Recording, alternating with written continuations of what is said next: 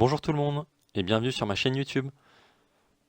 Voici un nouveau tutoriel en français sur Flight Simulator 2020 afin de vous présenter la phase de descente, d'approche et d'atterrissage en ILS sur le Boeing 787-10 Dreamliner.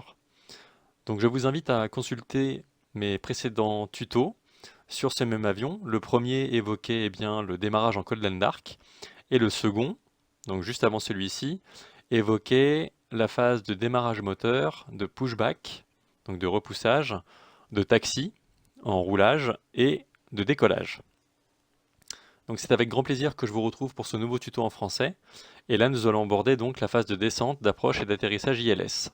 Comme vous pouvez le constater, je reprends la même trame que pour les tutos que j'avais fait sur l'Airbus A320neo avec le mode A32NX en version stable, afin d'avoir une certaine cohérence et d'avoir une certaine continuité dans la réalisation de mes tutos. Donc bienvenue à tous et je tiens également à vous remercier toujours pour vos nombreux retours positifs et vos commentaires ainsi que vos likes, ça fait extrêmement plaisir et c'est très encourageant. Donc merci à tous et bienvenue. Donc là je reprends la vidéo pour vous expliquer la phase de descente. En fait, voici comment ça va se dérouler. Là, j'approche en fait du moment où je vais amorcer ma descente. Je vais donc reprendre le vol en direct et je vais donc m'occuper de la phase de descente et je couperai la vidéo pour ensuite reprendre avec vous en étant arrivé à la phase des 10 000 pieds, au palier des 10 000 pieds. Un peu comme j'ai fait en fait pour l'Airbus A320neo. Comme ça permet d'être plus rapide. Et l'objectif de ce tutoriel, bien entendu, comme toujours, est d'être à la fois simple, concis et clair pour vous, et que ça vous soit utile. Donc là, je vais reprendre, et vous allez voir qu'avec cet avion, en fait, qui n'est pas autant élaboré et poussé que l'Airbus A320, qu'il va falloir faire en fait une descente en vertical speed, donc en manuel, et toujours en respectant les paliers d'altitude qui sont indiqués dans le FMC. Donc vous allez voir que c'est relativement simple, mais il faut toujours s'assurer que la page legs du FMC, donc la page de plan de vol, a bien des altitudes cohérentes, donc en descente, et toujours s'assurer que les paliers sont bien passés par l'avion en vertical speed. Donc là, je vais donc reprendre le vol, vous montrer comment se passe le début de descente, et je vous retrouverai ensuite dans une seconde partie pour eh bien, aborder l'approche après avoir passé les 10 000 pieds, ainsi que en vous montrant les boutons à actionner comme toujours et les fonctionnalités à aborder. Voilà, donc allons-y. Donc là vous voyez que nous sommes bien à une altitude comme prévu de 35 000 pieds en croisière avec une vitesse à 293 nœuds environ. Et là vous voyez donc que le prochain point est Utuva et nous allons y arriver très rapidement à 15 nautiques miles. Donc en fait vous voyez que nous devons être à 33 000 pieds ici sur le FMC à Utuva. Donc ce que nous devons faire c'est déjà paramétrer en altitude ici principale de destination 4000 pieds et vous verrez que 4000 pieds est l'altitude qui est insérée dans le FMC quand vous faites Next Page. Vous avez bien l'arrivée avec la piste 13L à Marseille et vous avez ici l'altitude d'arrivée qui est de 4000 pieds. Donc ça correspond bien également ici à l'altitude à laquelle nous allons intercepter l'ILS. Donc en ayant paramétré cette altitude, nous allons devoir commencer notre descente en cliquant sur Vertical Speed, vitesse verticale, et en montant vers le haut avec la molette de la souris, nous allons entamer la descente. Donc on peut rester pour l'instant à 1800 pieds voire 2000 pieds par minute, et l'objectif est d'arriver à 33 000 pieds à Utuva, au point Utuva. Donc là vous voyez que l'avion a commencé sa descente ici en vertical speed, donc c'est bien en vert ici, avec la vitesse en mode manuel. Donc nous pouvons cliquer ici sur le bouton pour passer en vitesse en nœud. Et ce que nous allons faire, c'est diminuer notre vitesse pour d'ores et déjà arriver à 250 nœuds. Comme ça, l'avion va avoir une vitesse en manuel qui sera adéquate pour arriver au palier des 10 000 pieds. car normalement la restriction au palier des 10 000 pieds est de 250 nœuds. Nous, on anticipe, et nous serons à 250 nœuds tout le long de la descente. L'avion va maintenir cette vitesse tout le long de la descente, jusqu'aux 10 000 pieds, pour que nous soyons dans les clous, si je puis dire. Donc là, vous voyez, le prochain point est l'erga, et vous voyez que nous devons être à environ 26 000 pieds à l'erga. Donc l'erga est à environ 35 nautiques miles, donc nous avons un peu le temps. Et c'est un peu le même procédé qu'avec l'Airbus A320, vu que nous sommes en vertical speed, donc en vitesse manuelle verticale, c'est au juger, si je puis dire, et faire en sorte de toujours passer tous les points de la route ici dans le FMC avec l'altitude correspondante. Donc toujours s'assurer que là, à l'erga, je vais devoir être à 26 000 pieds. Ensuite, à l'ATAM, que je vais devoir être à 21 000 pieds environ. Puis Ardeg, être à 16 000 pieds, ainsi de suite. Pour qu'ensuite, donc là nous allons pouvoir checker la page legs en même temps, ainsi de suite. Vous voyez que les altitudes diminuent à chaque fois. 11 750 à Rixi, 8000, 7000, etc. au fur et à mesure des points que nous passons, pour arriver à 4000 pieds ici, pour intercepter l'ILS et ensuite atterrir. Ce que nous pouvons faire d'ores et déjà, donc là vous voyez que l'avion décélère, tout en sachant que nous devons arriver à 26 000 pieds à l'erga. Donc pour l'instant 2000 pieds c'est correct. Et nous pouvons d'ores et déjà activer les autobreaks sur 2 ici. Donc les autobreaks sur 2, ce sont les freins maximum qui vont s'enclencher au moment où l'avion touche le sol, à l'atterrissage. On peut d'ores et déjà le faire, au moment où on amorce la descente. Pour vous donner un ordre d'idée, après avoir consulté l'aéroport de Marseille sur internet, la piste 13L mesure environ 3500 mètres, ce qui fait environ 11 500 pieds après conversion. Donc là, nous pouvons mettre les autobreaks sur 2, qui est la position on va dire par défaut. La piste 13L est relativement grande, donc là ça suffira amplement. En sachant que, comme vous le savez, à l'approche et pour l'atterrissage, nous allons armer les aérofreins pour aider les autobreaks à se mettre en marche, et l'avion va freiner automatiquement. Donc autobreak sur 2 suffit. Il peut y avoir des pistes plus courtes sur lesquelles dans ces cas-là il faut augmenter la puissance de l'autobreak, le mettre sur 3 ou sur 4. Tout dépend de la piste et de la longueur de la piste. Donc là vous voyez qu'on arrive vite à 26 000 pieds de point l'erga.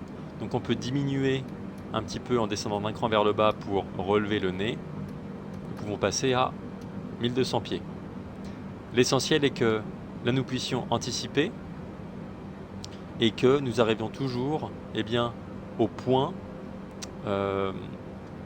L'essentiel est toujours d'anticiper. Donc si là c'est 26 000 pieds pour l'erga, si on arrive à l'erga avec une altitude qui est plus basse que 26 000 pieds, ce n'est pas grave, au moins on a anticipé un petit peu. Donc là nous continuons de descendre.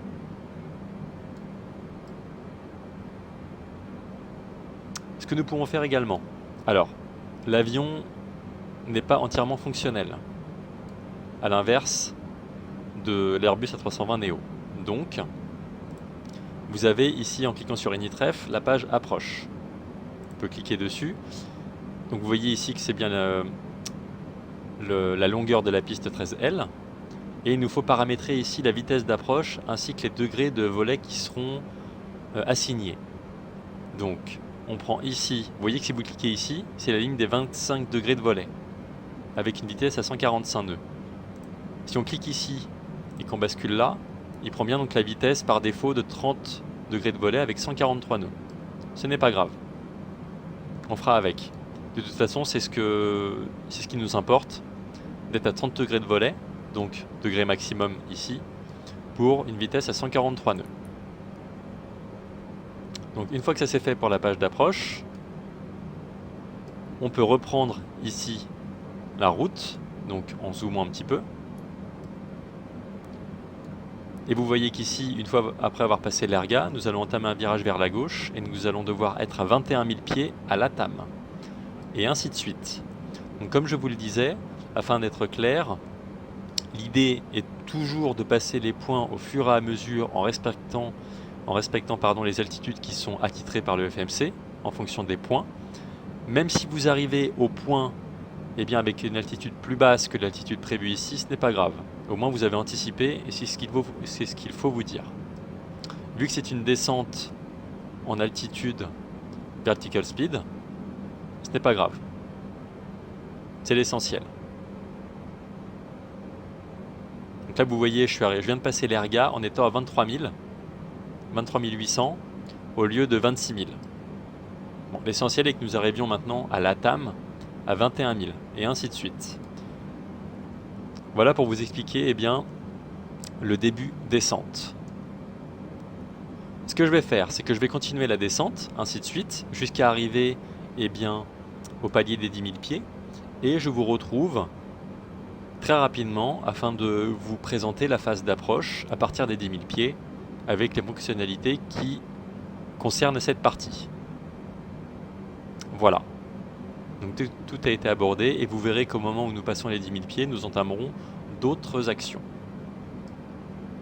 Je vous retrouve dans un instant pour la phase d'approche et les 10 000 feet. A tout de suite. Rebonjour à tous.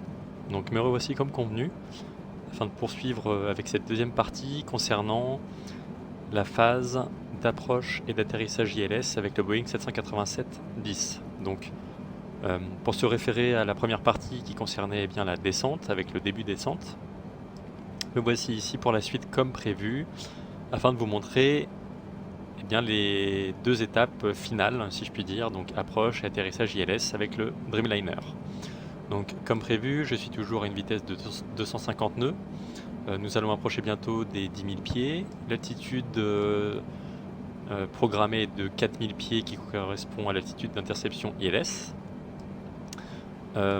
Donc comme vu dans la précédente partie, la première partie, je suis bien sur un auto-break sur niveau 2. C'est-à-dire que dès que l'avion va toucher, les freins se mettront automatiquement sur la position 2, ce qui va forcer l'avion à freiner. Et nous sommes toujours en descente manuelle, donc en vertical speed, vitesse verticale. Et comme précisé avant, donc l'intérêt est de pouvoir passer justement tous les points de la route en respectant les altitudes du FMC. Donc là nous allons arriver à Rixi. Et donc je dois être à 11 750 pieds. Donc là j'arrive un petit peu tôt. Donc ce que je peux faire, c'est encore modifier la descente et relever un petit peu le nez. Et donc si nous consultons la charte aéroport de Marseille, donc LFML pour la piste 13L, nous voyons bien ici que la transition altitude est de 5000 pieds, donc dès qu'on aura passé cette altitude, nous pourrons passer la pression barométrique sur la valeur de Marseille. Et j'appuierai sur la touche B de mon clavier pour être sur la valeur par défaut de LFML. Nous remarquons que la fréquence ILS 110-30 est bien la fréquence qui est rentrée dans le FMC, comme consulté dans la première partie, avec la page approche. Et nous remarquons qu'ici, au niveau de la trajectoire pour capturer ici la ligne ILS, donc la trajectoire ILS, nous avons bien MTG, Mazet et Zebra en point. Donc si on regarde sur la route, il y a bien donc AVN pour le prochain point, avec Rixi que nous allons passer, AVN, puis il y a bien MTG, Mazet et Zebra. C'est donc par la suite, à partir de Zebra, pour lequel il faut atteindre 4000 pieds, que nous allons commencer à voir l'ILS actif au niveau du localizer et du glide slope. Donc je rappelle, le localizer est ici le losange rose qui s'activera pour la trajectoire horizontale au niveau de l'alignement de la piste, et le glide slope ici pour la trajectoire verticale pour que l'on ait le bon taux de descente automatiquement pour arriver sur la piste 13L. Donc nous approchons du palier des 10 000. Nous n'allons pas tarder à allumer les phares d'atterrissage. Avec le palier de restriction de 250 nœuds au 10 000, donc ça c'est une bonne chose.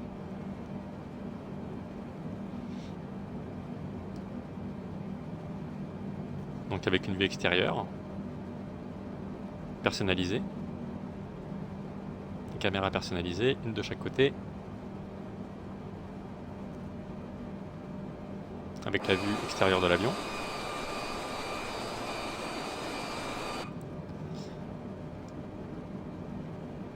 Et donc, pour le prochain point, ce sera AVN, pour lequel nous arrivons. Il faut être à 8000.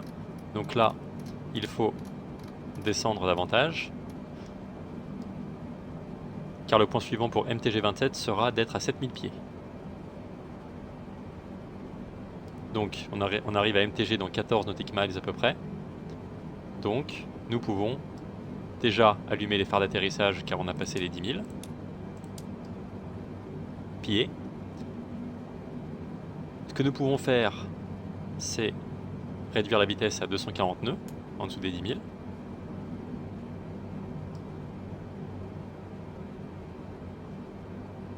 Donc là, vu qu'on a un taux de descente à 1800 pieds par minute, l'avion forcément réduit de vitesse plus difficilement, ce qui est normal. Plus le nez de l'avion est baissé, plus le taux de descente est important, plus la vitesse aura du mal à se réduire. Donc ce qu'on va faire, c'est qu'on va relever un petit peu le nez pour aider l'avion à décélérer. Voilà. Donc toujours se dire qu'il faut vérifier les altitudes ici. Donc 7000 pieds pour MTG. Ce que l'on peut faire également, c'est, vu que nous n'avons pas l'utilité des speed brakes ici pour aider l'avion à freiner en vol, on peut d'ores et déjà les mettre sur la position armée lors de l'atterrissage. Donc vous laissez appuyer avec le clic gauche de votre souris sur le levier et un cran vers l'arrière très léger, c'est très sensible. Voilà. Il faut que ce soit en fait au niveau ici de la position armée. Armed ici. Et là c'est armé.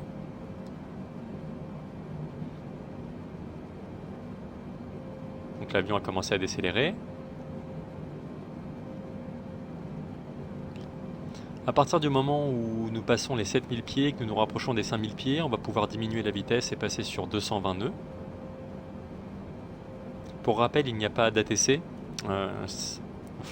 La radio étant obsolète pour le moment, je préfère la retirer, la désactiver, et ça vous permet de voir comment se déroule la descente, approche et atterrissage en ILS en procédant par descente verticale manuelle.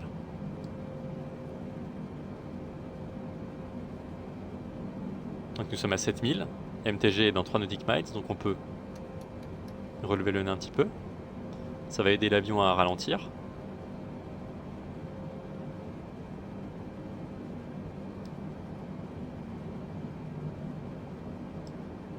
Et pour rappel, à 5000 pieds, j'appuierai sur standard pour repasser la pression barométrique à la valeur de Marseille.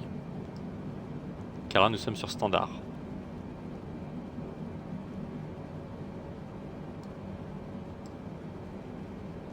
Alors là l'idée, c'est comme pour l'Airbus, comme pour le tuto d'atterrissage Airbus que j'avais fait, c'est de faire un atterrissage donc en ILS, mais pas en autoland, parce que vu que l'avion n'est pas complètement opérationnel, tout comme pour l'Airbus en autoland, je préfère prendre le contrôle de l'avion à 500 pieds avant de le toucher.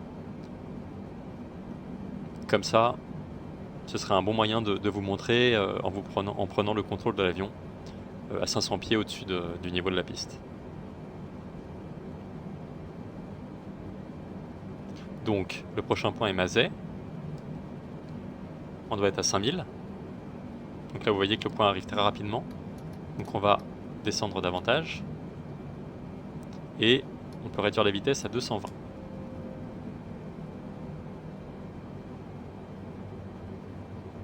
Vraiment l'idée est de toujours bien vérifier les points de votre route sur le FMC pour être en concordance au niveau de la vitesse et de l'altitude, et toujours vérifier votre MCP ici pour bien calibrer la vitesse verticale, gérer la vitesse, et là de toute façon l'altitude ciblée est bien 4000, ce que nous aurons très prochainement. Vous voyez le localizer ici s'est mis semi-actif si je puis dire. Il y a le losange, mais le losange n'est pas plein. Le losange est vide. À partir du moment où il sera actif, le losange va se remplir. Et à ce moment-là, il sera actif. Dès qu'il sera actif, nous pourrons activer Lock, ici sur le MCP, pour aligner la trajectoire verticale de l'avion, horizontale, pardon. Il en sera de même pour le Glide Slope, qui se mettra actif à son tour. Le voici. Donc là, il est bien actif car il est rose plein. Le losange est rempli. Ce que nous pouvons faire, nous approchons des 4000 et nous approchons ici du tiret 1, ce qui veut dire que nous pouvons passer en flaps 1, en degré 1. Donc allons-y. Donc on va réduire un peu la vitesse car le glide slope ici est au-dessus du milieu, donc de nos ailes. Donc nous avons encore le temps pour le laisser arriver. Et nous pouvons réduire la vitesse à 210.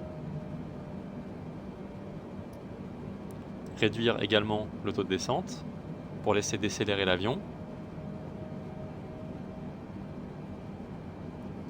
Nous pouvons même anticiper et passer à 200. Donc l'intérêt c'est toujours d'anticiper. Surtout quand toutes les fonctionnalités de l'avion ne sont pas fonctionnelles. Donc là on arrive tranquillement au palier des 4000. Donc on laisse l'avion tranquillement avec un taux de descente très réduit. Vous voyez qu'on approche du tiret 5 ici, du degré 5 de volet. Donc on peut sortir un autre degré de volet. Et vous voyez que le losange de localizer est actif. Ce que nous pouvons faire, c'est cliquer sur Lock. Le lock en vert, ça veut dire que l'avion a capturé le localizer. Donc il va venir au centre et ne plus bouger. Le glide slope se rapproche. On peut maintenant cliquer sur Approche. Et vous allez voir qu'au fur et à mesure, le glide slope va descendre et va s'aligner sur nos ailes. C'est comme ça que nous pourrons aller jusqu'à la piste avec le pilote automatique, jusqu'à 500 pieds au-dessus du niveau de l'aéroport pour que je prenne le contrôle. On peut encore réduire et passer à 180 nœuds, jusqu'à la part ici des 10 degrés de volet, pour à présent les sortir, et sortir le train d'atterrissage. Et vous voyez que le glide slope a été capturé. Donc il est bien ici sur le niveau des ailes. L'avion prend la trajectoire adéquate et le glide slope ici, le mode glide slope, est bien en vert encadré, donc capturé. Ce que nous pouvons faire maintenant, vu que tout a été capturé, eh bien nous pouvons passer à la vitesse comme prévu via la page approche qui est de 143 nœuds. Et vous verrez que la piste se situe en face de nous. On va voir ça dans un instant. L'avion décélère comme prévu vu qu'on a mis 143 nœuds de vitesse finale. Et donc nous pouvons sortir tous les volets.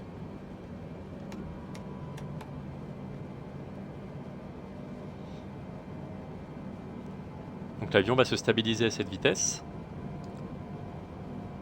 Les flaps full sont bien actifs.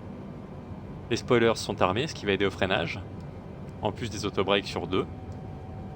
Il n'y a pas de touche ici comme sur l'Airbus pour indiquer que la cabine est prévenue pour l'atterrissage. Partons du principe que la cabine est prévenue et que nous avons eu l'autorisation de l'ATC bien entendu. Vient ensuite la phase où l'avion va aller tranquillement jusqu'à la piste, grâce au glide slope, au localizer. Et ce que je ferai quand nous approcherons de la piste à partir des 500 pieds, voire des 400 pieds, c'est que je déconnecterai le pilote automatique, je déconnecterai l'autothrottle, l'automanette ici, juste avant de toucher, comme pour l'Airbus. Je mettrai ici mon automanette à 0, à fond en arrière, pour que les autobrakes se mettent en marche et que les spoilers se déploient, ce qui va aider l'avion à freiner. Vous voyez qu'on est sur de l'autobreak 2, niveau 2, la piste est relativement grande, donc ça nous laisse quand même de l'espace pour atterrir. Ici, nous sommes bien à nous approcher des 2000 pieds au-dessus du niveau du sol. Et la Before Landing Checklist a été faite. Les lumières sont OK. Et ça me permettra ensuite, comme pour le tuto de l'Airbus, de vous montrer bien la phase de retour au parking ou au point de débarquement.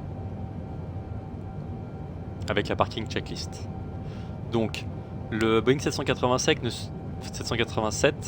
ne se pilote pas comme l'Airbus, bien entendu. C'est un avion qui se pilote différemment, les systèmes sont différents, donc on va faire en sorte de faire un bel atterrissage et de rester au centre de la piste.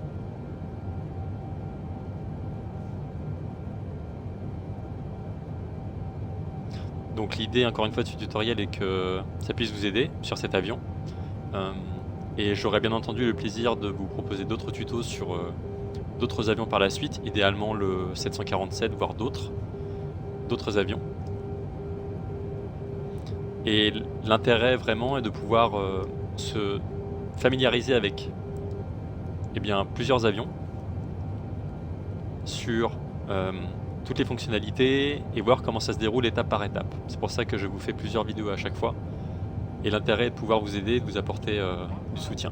Donc je suis encore ravi de pouvoir vous proposer ces vidéos. Nous approchons des 900. Tout est OK.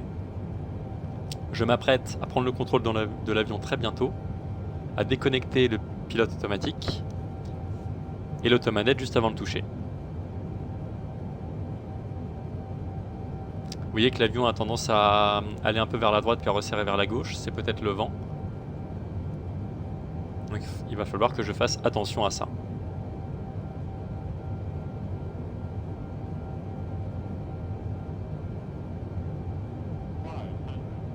Voilà, la tonalité qui annonce que nous sommes à 500 pieds au-dessus de la mer. 400, je prends le contrôle de l'avion. A tout de suite.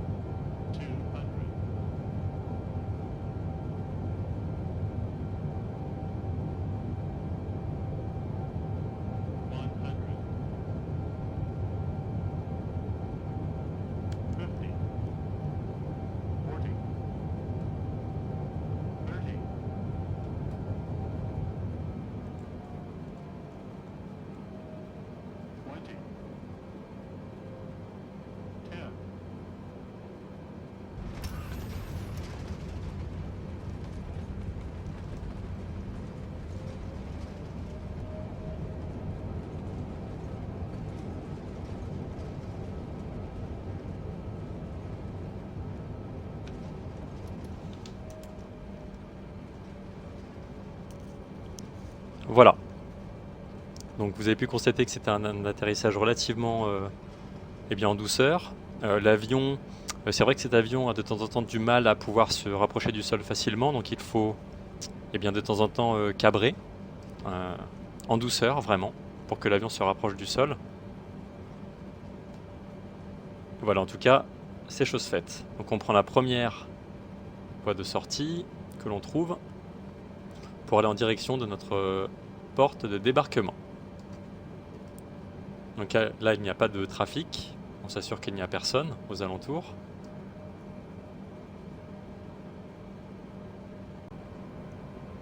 Donc les spoilers sont rentrés automatiquement une fois que j'ai remis les gaz un petit peu après avoir atterri. Donc on peut couper les phares d'atterrissage car c'est fait. On peut remettre les lumières de taxi, couper les lumières anti-collision car nous avons atterri. Et les phares d'aile et le logo. Ce que nous pouvons faire, c'est relancer l'APU, car le moment va venir où je vais devoir couper les moteurs à l'arrivée au parking. Et dans ces cas-là, l'APU reprendra le relais, tout simplement.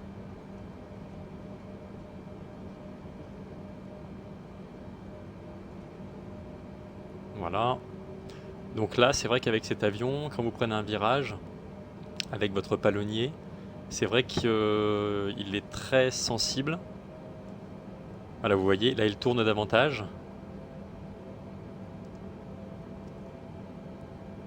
dépend vraiment des moments. Donc c'est vrai qu'il n'est pas, pas optimisé à 100%, mais ça va venir.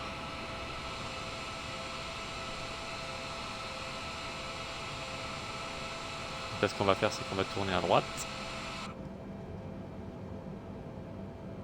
Voilà.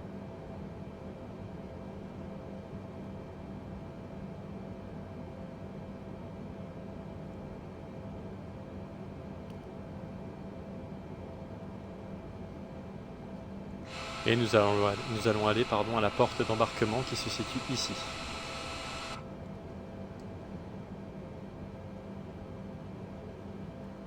Voilà.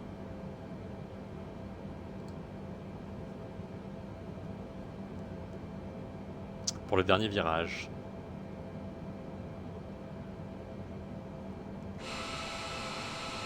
Donc faire en sorte d'être à peu près bien aligné sur le trait jaune. Et nous pouvons nous arrêter ici, en serrant de frein de parc. Et autothrottle à 0. On va pouvoir déconnecter la lumière des taxis, puis les moteurs, puis la lumière beacon car les moteurs sont éteints, nous ne sommes plus considérés comme dangereux, la lumière de navigation car nous sommes à l'arrêt, les pompes de carburant que nous pouvons mettre sur off, le flight director nous n'en avons plus besoin, l'automanette également, et voilà, donc c'est très rapide pour couper l'avion. Pour la parking checklist, nous pouvons couper l'APU. Et ensuite viendra, eh bien, quand les moteurs sont complètement éteints, de couper la batterie. Voilà, donc j'espère que ce tuto vous aura plu. L'intérêt est de pouvoir se familiariser, comme je vous le disais, avec chaque avion, notamment celui-ci. Il est moins élaboré et moins poussé que la 320, notamment, mais c'est bien de pouvoir se pencher dessus et voir comment il fonctionne. Surtout qu'il va être amené à évoluer. Donc je tenais vraiment à vous faire ce tuto complet en plusieurs étapes. Je suis ravi de pouvoir vous le proposer. En tout cas, un grand merci à tous pour le visionnage d'avance. Et je vous souhaite de très bons vols, de bons décollages, de bons atterrissages. Et à très vite. Ciao.